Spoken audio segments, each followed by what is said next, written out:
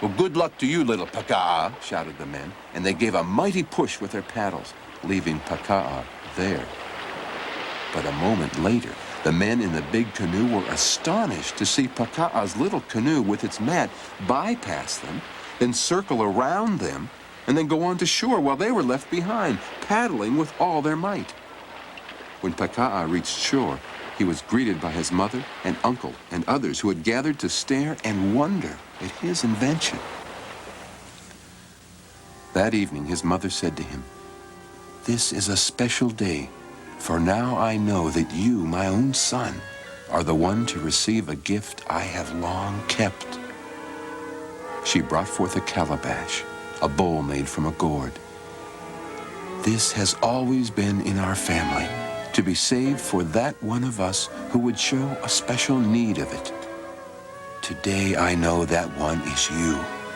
In your hands this calabash, which contains all the great winds, will give you a special power to call forth storms or gentle breezes or winds to make a mighty wave upon the sea. Use it only for special need, and use it very wisely." For many months and years, Paka'a studied the winds. Paka'a grew to be a young man, and stories about his wonderful canoe spread through all the islands. One day he was asked to come before the king. The day Paka'a came before Keawenui, the king of Hawaii, was the most exciting in Paka'a's life. "I understand you know more about the island winds than anyone in my kingdom, and can make canoes which are fast and smooth.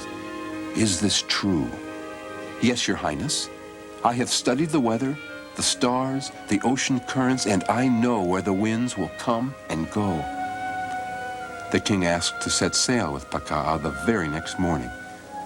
Paka'a checked out his canoe with the greatest care, and then, for the first time, took out his calabash. He chanted, "Blow, sweet, fair wind, till we come safely home." And then he took Keawenui on a long, glorious sail among all the beautiful islands of Hawaii. When they returned, Keawenui asked Paka'a to become one of his advisors.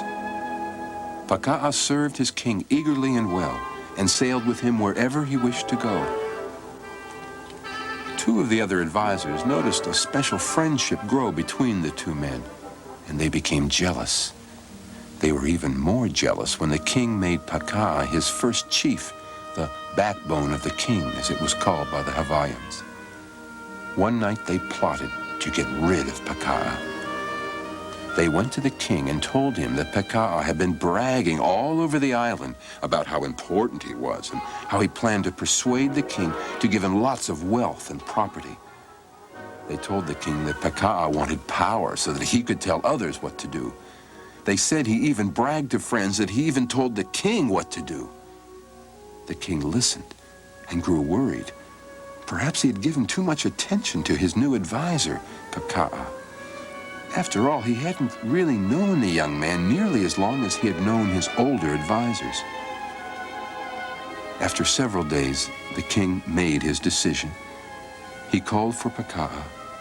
When Paka'a came to him, he turned away so Paka'a could not see how terribly disappointed he really was. He spoke softly. "My son, I have heard that you have taken advantage of your position as my advisor, that you have tried to gain for yourself and thought more about your own fortunes than mine. Can this be true?" Paka'a was stunned. Who could have told the king such things? His eyes filled with tears of hurt. He could not speak to defend himself. He turned and walked away. Paka'a returned to Kauai full of shame and embarrassment. He stayed away from his friends and relatives, and he lived alone near the hala grove. After a time, he met a shy and beautiful young woman who he married. They had a son, Kua Paka'a, and the boy grew up straight and honest and loved the wind like his father.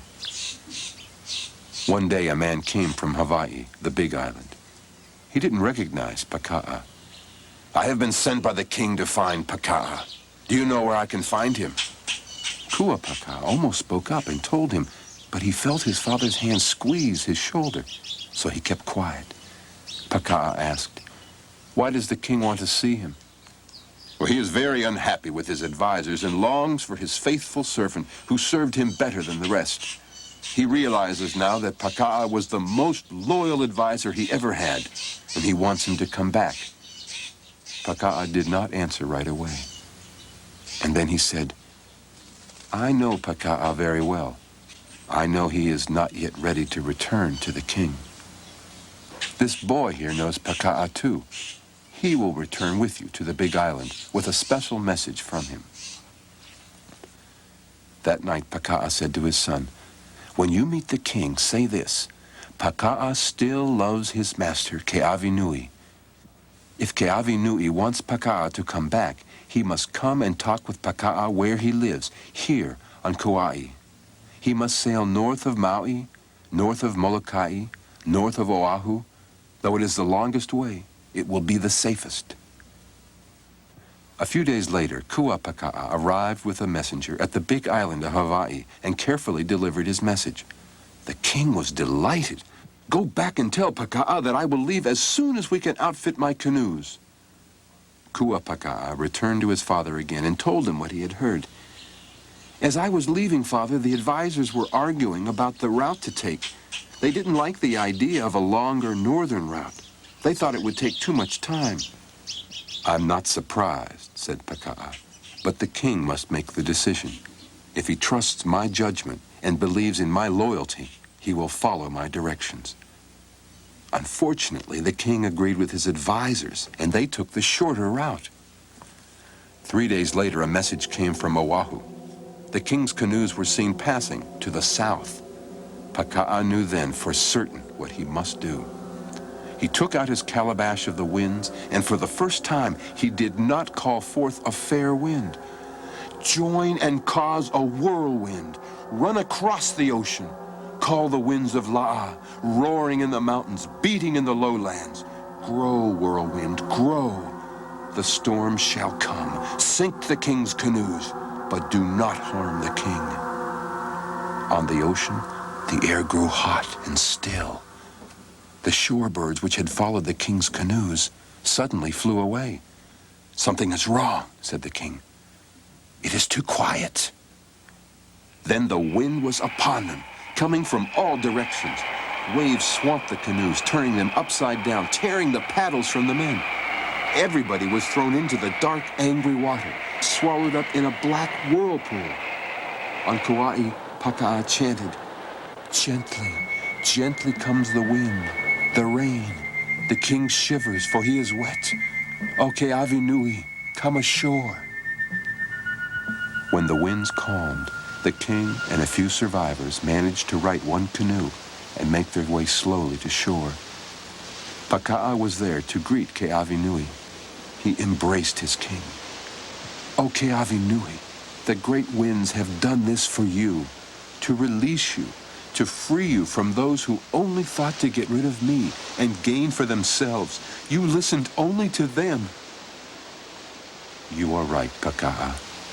I did you wrong. You were ever true to me, and I realize now that you were indeed my backbone." The king asked Paka'a to return to Hawaii with him. Together, the king and Paka'a, with his wife and son, set sail in Paka'a's canoe and returned to the big island. Paka'a's canoe sailed like a gull.